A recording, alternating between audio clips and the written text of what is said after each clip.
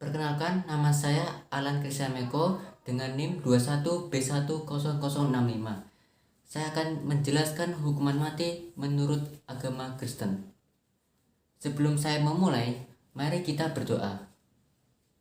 Tuhan Maha Pengasih dan Penyayang, kami bersyukur karena Tuhan sudah mencukupi kebutuhan kami, sehingga kami tidak kekurangan apapun.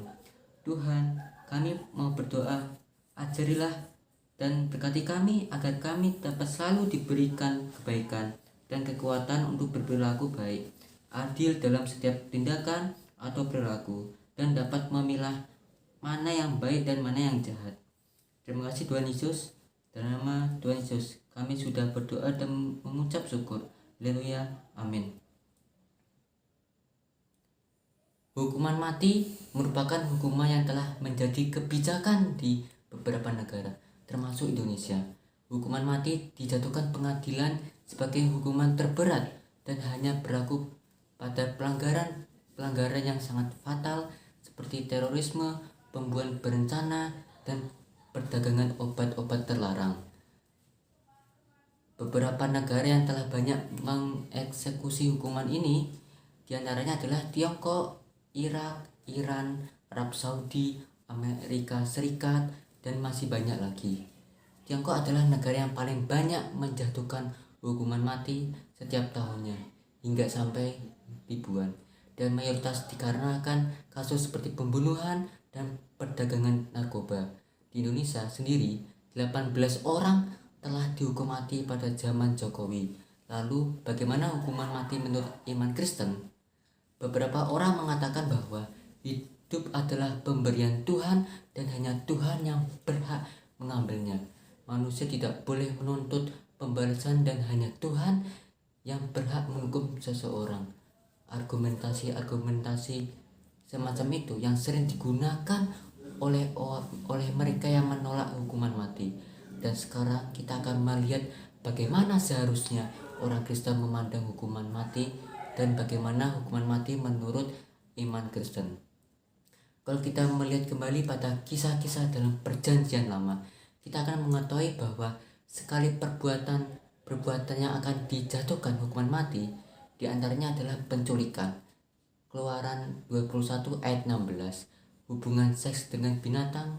Keluaran 22 ayat 19, perzinaan menurut Alkitab Imamat 20 ayat 10, homoseksualitas Imamat 20 ayat 13, menjadi nabi palsu Ulangan 13 ayat 5, pelacuran dan pemerkosaan Ulangan 22 ayat 4, dan lain sebagainya. Mungkin kita akan berpikir bahwa mungkin saja Perjanjian Baru memiliki peraturan yang baru, yaitu menolak hukuman mati. Biasanya mereka yang berpikir demikian menggunakan kisah pada Yohanes 8 ayat 7 sebagai argumentasi. Di situ diceritakan bahwa Tuhan Yesus terlihat tidak setuju dengan hukuman rajam yang dilakukan oleh orang Farisi kepada wanita yang berbuat zina. Namun, alasan Yesus melakukan hal tersebut sebenarnya adalah untuk mengungkapkan kemunafikan orang-orang Farisi yang suka menghakimi dan sengaja menjebak Yesus untuk melanggar hukum Perjanjian Lama. Dan ada teolog yang mengatakan bahwa sebenarnya Yesus sedang melawan diskriminasi terhadap wanita. Dalam hukumnya, apabila sepasang kedapatan berzina, maka keduanya akan dihukum. Namun di sini yang dihukum hanyalah pihak wanita. Jadi bisa disimpulkan bahwa cerita ini tidak bisa dijadikan dasar bahwa Yesus menolak adanya hukuman mati. Coba kita lihat Kejadian 9 ayat 6 yang berbunyi, siapa yang menumpahkan darah manusia, darahnya akan tertumpah oleh manusia. Sebab Allah membuat manusia itu menurut gambarnya sendiri. Banyak orang yang menolak adanya vonis mati dengan alasan hak asasi manusia, yaitu bahwa manusia berhak untuk hidup, atau yang lebih religius lagi yaitu bahwa manusia berdosa berhak mendapatkan pengampunan dosa dalam Kristen. Maka perlu diperhatikan lagi ayat di atas bahwa siapa yang menumpahkan darah manusia, darahnya akan tertumpah oleh manusia, misalnya pembunuhan atau terorisme. Bukankah pelaku telah melanggar hak hidup orang lain? Nah, kita juga bisa melihat dari sisi lain bahwa dengan hukum mati tersebut besar kemungkinan dapat menyelamatkan hak hidup yang jauh lebih banyak, dan dengan dihukumnya satu orang akan ada banyak penjahat-penjahat di luar sana yang menjadi jera. Memang benar bahwa manusia seharusnya menerapkan hukum kasih terhadap sesama, senantiasa memaafkan dan memberi pengampunan. Namun, mungkin kita bisa melihat konteksnya dan mempertimbangkan dari berbagai sisi. Disinggung sebelumnya bahwa salah satu alasan mengapa beberapa orang kontra terhadap hukuman mati dikarenakan oleh pemikiran dari sisi religius bahwa kematian adalah takdir Tuhan, bahwa manusia tidak berhak mengubahnya. Memang benar demikian. Namun tentu saja sejak awal masyarakat sudah mengetahui semua kebijakan-kebijakan pemerintah, bukan? Misalnya pemerintah mengeluarkan aturan bahwa perdagangan narkoba adalah pelanggaran berat dan akan dijatuhi mati bagi orang yang melanggar. Tentu saja peraturan itu sudah diketahui oleh pelaku, bukan? Hanya saja mungkin pelaku tersebut meremehkan aturan yang ditetapkan pemerintah dan masih mencoba peruntungannya untuk melanggar.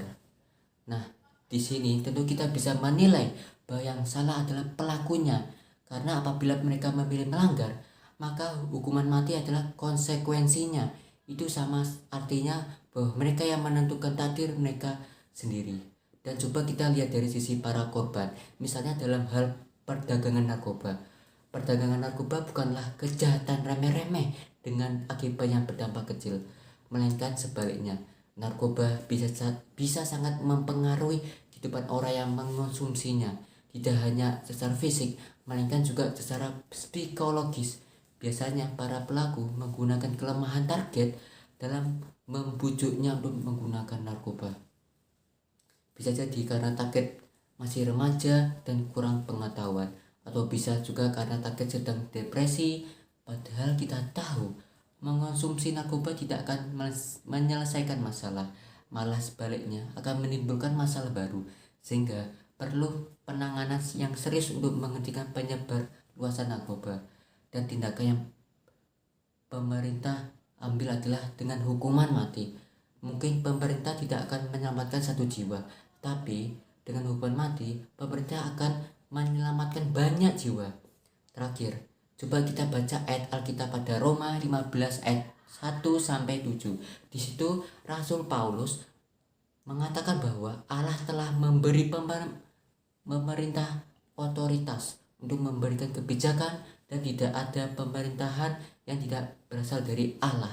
Justru tidak Alkitabiah mengklaim bahwa Allah menentang hukuman mati dalam segala hal. Jadi jangan menganggap bahwa dengan adanya hukuman mati maka itu artinya tidak mengasihi dan tidak menerapkan ajaran hal mengampuni dalam Alkitab. Sekali lagi, lihat konteksnya yang menyangkut masyarakat banyak, dan pemerintah juga tidak mengambil keuntungan dari vonis tersebut. Pemerintah hanya ingin menciptakan negara yang damai, sejahtera, dan aman untuk ditinggali. Sekian dari saya, terima kasih.